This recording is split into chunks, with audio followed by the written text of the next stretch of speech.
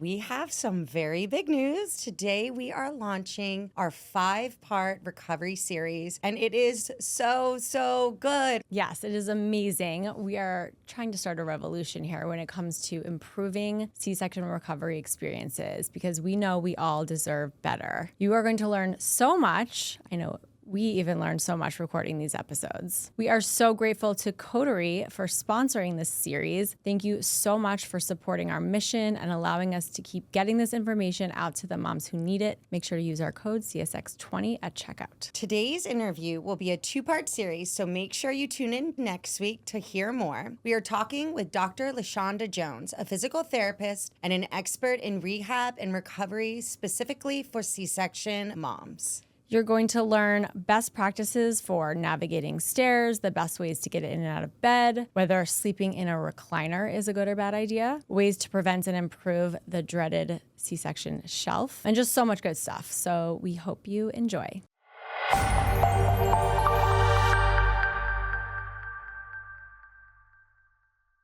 Hi, Jen. Hi, Bethany. I am so excited. We have a very special guest with us today. We have Dr. Lashonda Jones. She is a doctor of physical therapy, and she is the expert in C-section rehab and recovery. She has created so many amazing things for C-section moms to help with their recovery, which, as we know, is often a big concern, a big fear for all of our moms. And we've tried to do so much to help improve the birth experience itself, but we have so many questions. Yes. So Dr. Lashonda Jones, thank you so much for joining us. So happy to be here. You are, we love preparing these moms, but you are really going to take over and be the expert for us today on how to help these moms with recovery, because it is such a vital part to this whole process, this whole journey. So tell us a little bit about how you entered into this being your patent to really speak to moms recovering after a C-section. So my background, so first off, I've been a PT period for 15 years now. So I started out in the ortho world. So for those who don't quite know the difference between pelvic and ortho, I was a PT that, saw you for your back and your knee and a sports injury or rotator cuff and all of those things. So from a surgical standpoint or a rehab standpoint, that is what I did. And then I became a mom. All right. And so I had to go through my own recovery, rehab, and wow, was my eyes really open. Just the lack of follow-up and postpartum care in regards to moms having an understanding of how to rehab their cores and their pelvic floor and all of the things. And so even though I was a PT, I didn't know these things, so it was Makes very you feel better. Yes. Because I also knew nothing. I mean, it's wild. No, trust me, anything. When other PTs were like, even pelvic PTs were like, yeah, same. I was like, oh, okay, good. Because I was like, what part did I sleep in class? Like, did I miss the whole thing? Yeah. Why do I not know these things? So yeah, it was really, really eye-opening. So that was really my slow and gradual transition to the worlds of just women health, starting to, of course, doing more continuing education. My first birth was a vaginal birth. Even though it was vaginal, it was tough. I haven't talked about this in so long, I kind of forget now. I tell I haven't fussed at my son. It's like, listen, I carried you for this long and birthed you for this long. Right. Now I kind of forget. He must have been good these days. But I think I labored for 2 days for sure. But I pushed for like 3.5 hours. So I had tearing, I had episiotomy. Like, it was not an easy recovery. So, a whole easy way out. Neither one for me was an easy way out. So that's my oldest, and he's 11. Then I had my daughter, who is 7 now. So about 3.5 year difference between the two. And that's when I had an unplanned C-section. So I went into the world of, pelvic and just recovery, more diastasis recti, recovery, things like that. Not so much C-section or anything like that, just more the core, the pelvic floor. And then I had an unplanned C-section, and that's where my passion for C-section and C-section recovery and understanding firsthand what moms are not told, what they are told, what the experience is like firsthand to have to recover after a major abdominal surgery. And not that it was ever coined as a major abdominal surgery, right? I birthed a baby, here you go, stitch you up, go on about your business and take care of this baby. Good luck. So that was really that was my introduction. So once I realized that, wow, nobody told me what to do after I'm all stitched up. I got these bandages. I don't know what am I supposed to do? Am I supposed to wash this? And it's super numb down here. When is this going to go away? I knew nothing. And that was a big realization for me because I'm in the medical field. I know the questions to ask, but even as a mom, I wasn't asking these questions. I was assuming someone was going to tell me. And I was like, oh, this is the norm. Yeah. This can't be. And it's so comforting to hear you say that, because I do think that when you're in the medical world, you just like expect to have this knowledge base. And then when I got home, I know my husband was like, well, what are you supposed to do? And I was like, I honestly don't know. And he's like, are you serious right now? And I was like, well, I mean, I know certain things, obviously, but like, are these the rules I should be following? And so that's why it is so important to have resources like what you're doing to be able to give that confidence back to a woman. You already feel a little bit not confident in your like mothering skills, but now you're recovering as well. And really, I mean, I don't know if it's changed, and I'm curious to know if you've seen any changes as far as what moms are told after surgery, because we have 7-year-old daughters as well. And then you had a C-section almost 5 years ago as well. 5-year-old, But you're basically given the discharge paperwork, which might have the lifting restrictions and bathing maybe restrictions. And then there's see you in 6 weeks. And you kind of have to figure it out between by the time you get home to maybe your 6-week appointment, unless you call in or something like that. So you created this C-section, what's it called? C-section Rehab Protocol. Exactly. Very exciting. First of all, who did you create it for, and what made you decide that this is something that you needed to create? So I created specifically for the C-section mom because I was her. Right. I knew all the questions I didn't know. I knew all the things I wondered, didn't have the answers to. And so I did the research. I reached out to several OBs, surgeons, PTs, like anybody that I could get this information for, because at the time I didn't see this existing. And so I was like, that just can't be. And so for me, I'm just one of those people, once I see this huge gaping hole in something, I'm like, I'm not the expert here. I don't know everything. I know I went through this, but I'm going to figure it out. And so that's exactly what I did. And so I created the guide for moms to basically help them through the prep phase, the early postpartum phase, and because I was also a trainer, also returning back to exercise. And so I have my pregnancy postpartum corrective exercise specialist certification. So a lot of information in regards to how to get back to running safely, how to get back to lifting your baby, like all of the things. And so that was about 5 years ago that I created that. And I just went into all of the Facebook groups where moms were asking these questions and answering them for them. And so that's exactly how the guide was created. I saw the questions being there on social media in these Facebook groups, thousands and thousands of C-section moms with no answers, giving each other not sometimes the best advice, but they were there for each other. They were supporting each other. And so I wanted to be able to have a resource for them and also myself, because at the time I was rehabilitating my own body. And so I wanted to know the answer. So that's how that came about. Did you have to piece together? Was it easy to find the research, or did you find that some of this was actually hard to actually get answers to yourself, even from a medical perspective? Very little research actually in a published. If you look up C-section, it's all about the surgery. All about the surgery. Very, very little about rehab. At that time, maybe one. Or they're extrapolating it from other data, right? Because even our like pulling at straws, like at the point that I can't tell you the number of times I'm like, I don't feel like I can publish this. You know what I mean? Like, I don't feel like I can put this out there. But I was like, absolutely not. That's why so many moms are struggling. You know, I'm like, whatever I know to be fact, whatever I know that I can get from an OB or from a solid source, I'm going to put it out there. And then including just answering the questions to what moms had. So it took a while for me to get there, to, you know, to publish it to the point that I was just like over analyzing it, you know, like, is this enough? Am I answering all the questions? I was like, honey, just do versions. Better than nothing, you know? Which I have, you know, over the years. But for me, I was just like, I have to get this out there. If I help just one or two moms, then I feel like I've done something. You know, luckily, I've been helped more than that. Way more, Still, as we're having this conversation, there are moms having a C-section right now. They're going to go home, not have this resource. So I feel like my job is far from done. Hence, being here just to get this information out there. Yeah, definitely need it. And two, with you, this was your second. So I think what's so interesting too is it's one thing to go home with your first time mom, first time C-section. It's another if you have a toddler at home or babies that are close in age. And your first teaching that the nurse is going to tell you before discharge is don't lift anything over 10 pounds. And I just remember being like a deer in headlights, like, but I have a 21-month-old at home who doesn't know how to get in the car seat by himself, who doesn't know, all these things. So I was like, how am I going to problem solve this? And especially, too, if you know your spouse or your partner is not going to have any type of leave off of work, you're really left to figure this all out on your own. And the emotional toll that takes. We talk about all the physical tolls, but the emotional toll that it takes on you as a mom trying to do your very best and to follow these rules you've been given.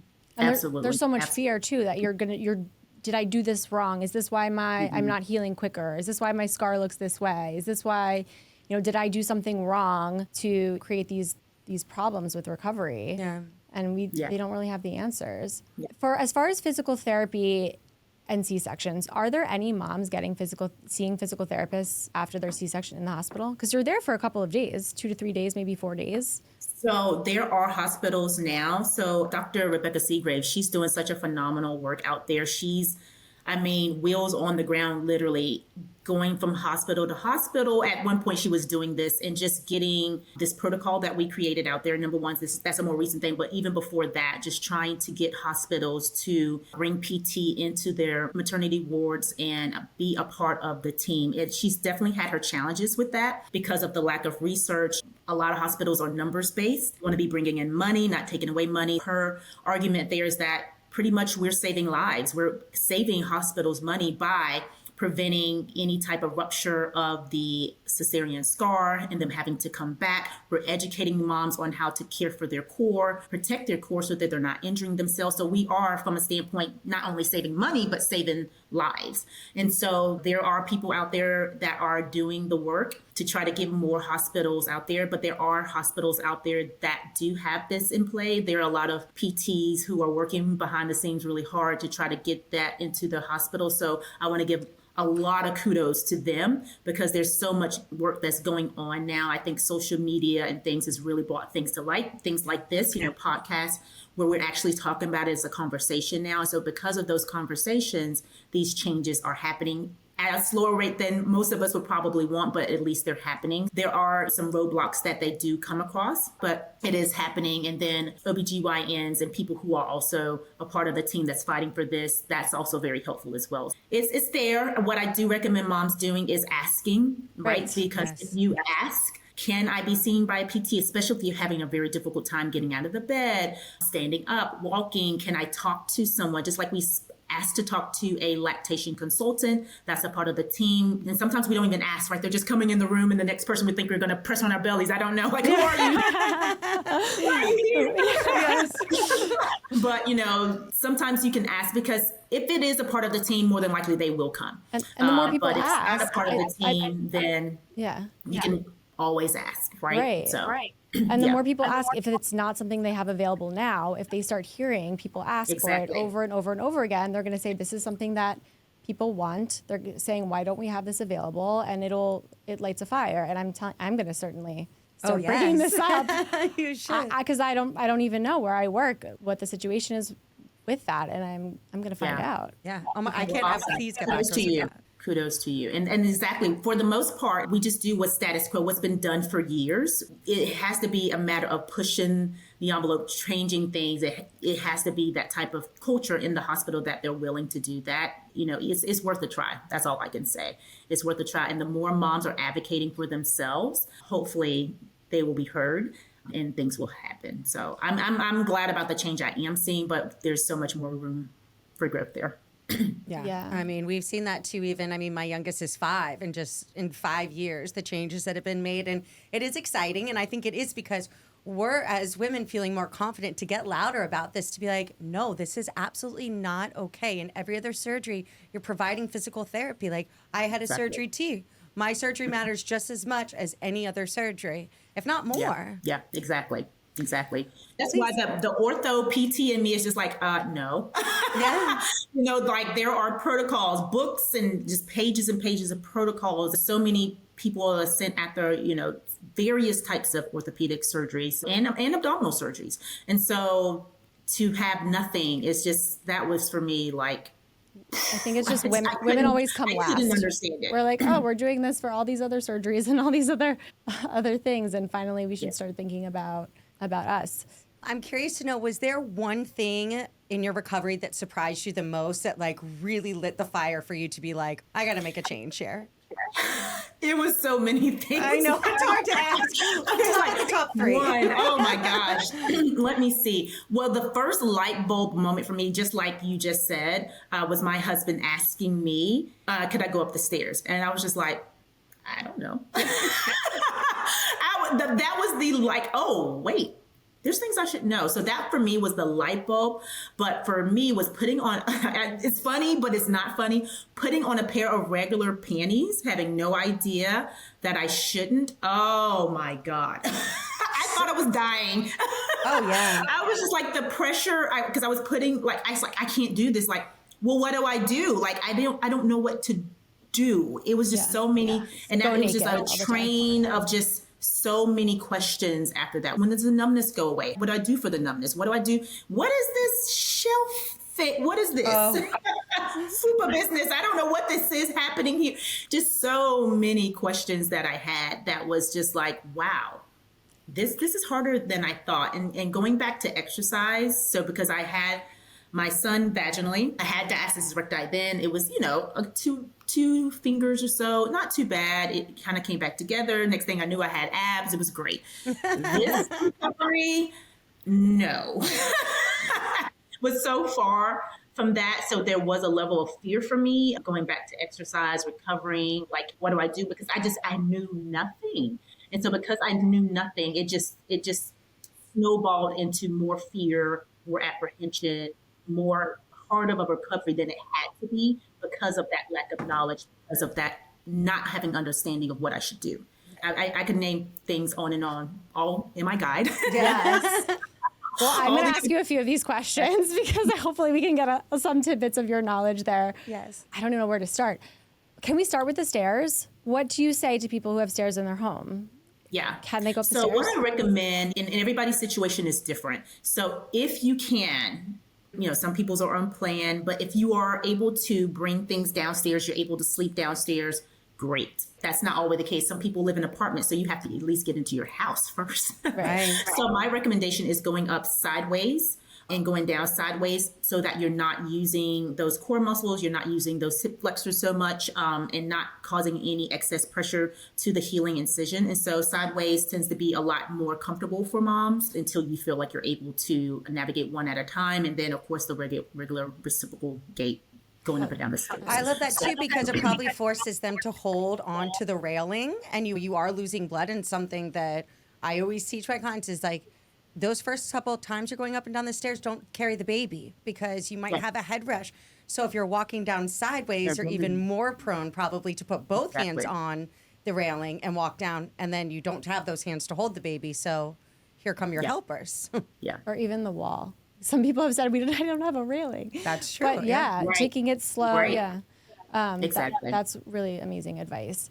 My recovery was definitely the hardest thing about my experience. And in particular, the thing that stands out for me is that getting out of bed.